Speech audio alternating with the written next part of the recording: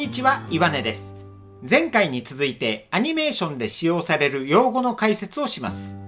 今回は作業の用語です。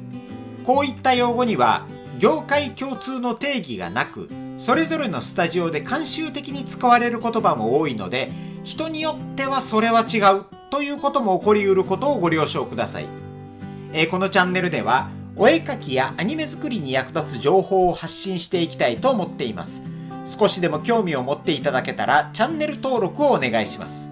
また、必ず使うお約束はできませんし、使っても何のお礼もできませんが、配信で使用可能なオリジナルキャラをお持ちの方は Twitter の DM でご連絡ください。彩色仕上げ。完成した動画をスキャンして、スキャンするときに出たゴミを削除する、線を整える、色を塗るなどの仕上げを行う部門です。色塗りはセルシス社のペイントマンというソフトを使うのが一般的です。アンチエイリアスをオフにして日化された画像にバケツツールで色を塗ります。画像形式はタル画のことが多いようです。ペイントマンは開発が終了していて現在 Mac では使用できません。Windows でも今後の OS のアップデートで使用できなくなる可能性があります。作打ち、作画打ち合わせの略。演出家が原画マン、作画監督などに対して絵コンテに書かれていない演技や全体の意図などを説明します。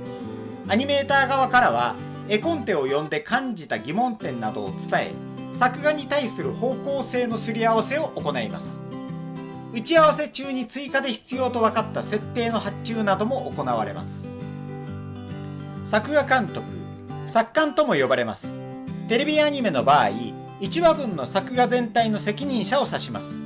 シリーズ全体の責任者を総作監、1話分の責任者を各話作監、それぞれの作業を補佐する作監法、総作監法という人を置く場合もあります。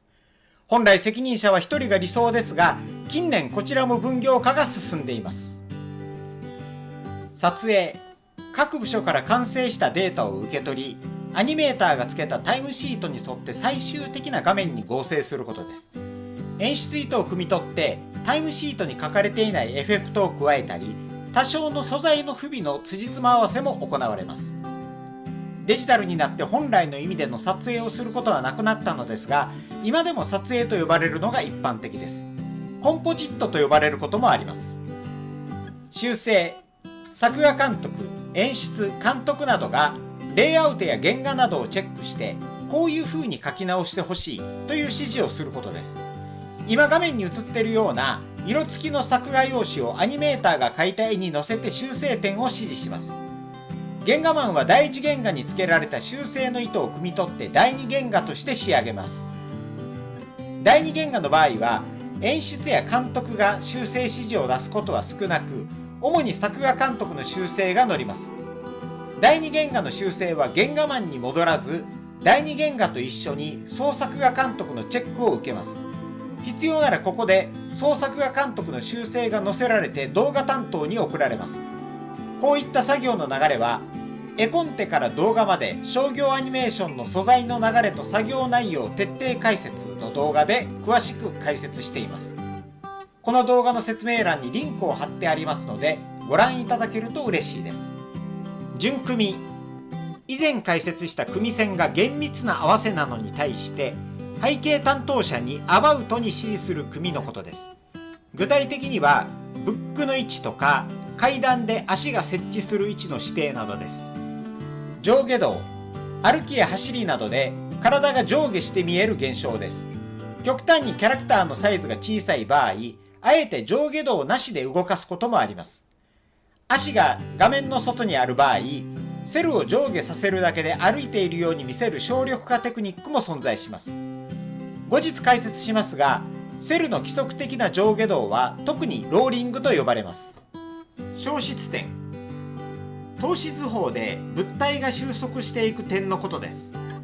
一般的には縦横高さに対して一つずつ消失点を設定する3点透視図法が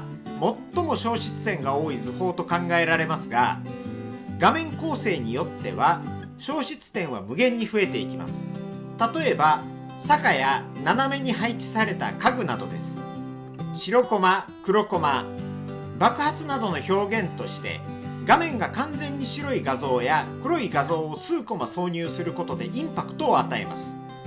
近年この表現が行き過ぎた場合、サブリミナルや光過敏の問題でオンエアできないケースもあり、その場合放映時に輝度変更で対応しているようです。スーパー、フィルムを使ってた時は一度撮影したフィルムを巻き戻して別の素材を重ね撮りする技法でした。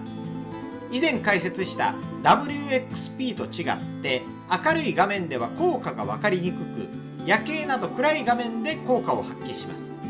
透過光などの明るい効果は基本的にスーパーで撮影されていました。デジタル撮影では合成モード、スクリーン、加算がスーパーに当たります。スタンダード、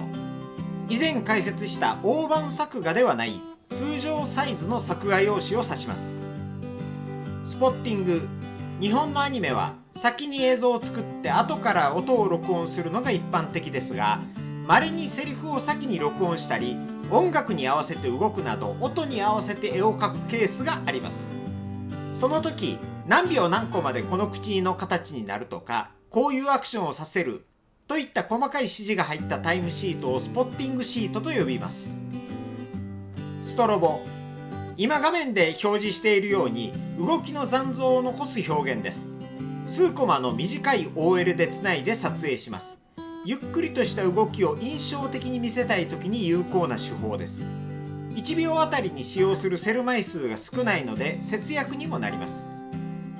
スライド、 SL と略されることもあります。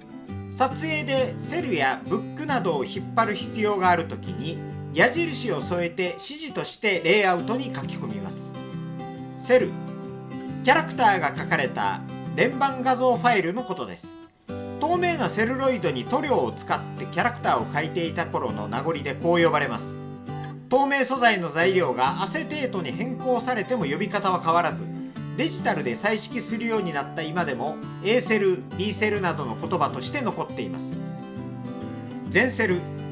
通常アニメの画面はセルと BG で構成されていますが、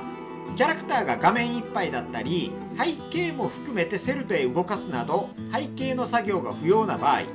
分かりやすいようにレイアウトに全セルと書きます。背景をセルで書いた場合、前後のカットで極端に質感が変わってしまうのを避けるために、セルで書かれた背景に質感マテリアルとしてブックを合成することもあるので、全セルでも背景作業が必要なこともあります。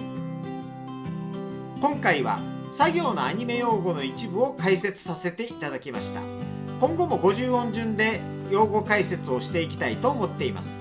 次の動画でお会いしましょう。さようなら。